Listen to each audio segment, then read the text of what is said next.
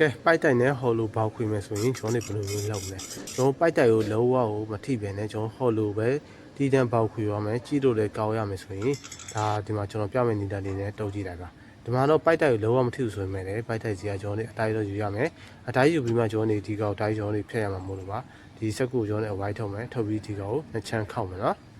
โอเคဒါဆိုရင်ကျွန်တော်တို့ချင်းဟော်လိုတော့ကျွန်တော်တို့ချင်းတွေချိုးမယ်ချိုးပြီးတော့တစ်ဖက်ပဲကျွန်တော်တို့ဖြတ်မှာပါတစ်ဖက်ကျတော့လောဝကိုမဖြတ်ပါဘူးကျွန်တော်တို့ချင်းတွေတိုင်းပဲဖြတ်မှာခဏကပိုက်ကိုကျွန်တော်တို့တစ်ဖက်ပဲကျွန်တော်မှတ်ရမယ်ဒီမှာကြီးတစ်ချမ်းကိုမှတ်တယ်နော်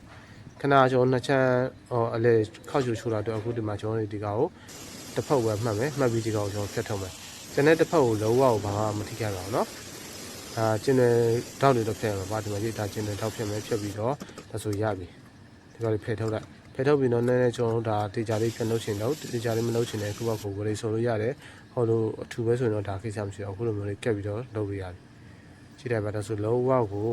အောက်ဘက်လည်းလောဝ fit size ဖြစ်မယ်အပေါ်ဘက်လည်းလောဝကျင်းတဲ့ချိုးဖြစ်ပြီနော်ပတ်ပတ်လေးကိုလေးလိုက်ဆော်လိုက်တာနဲ့ဒါ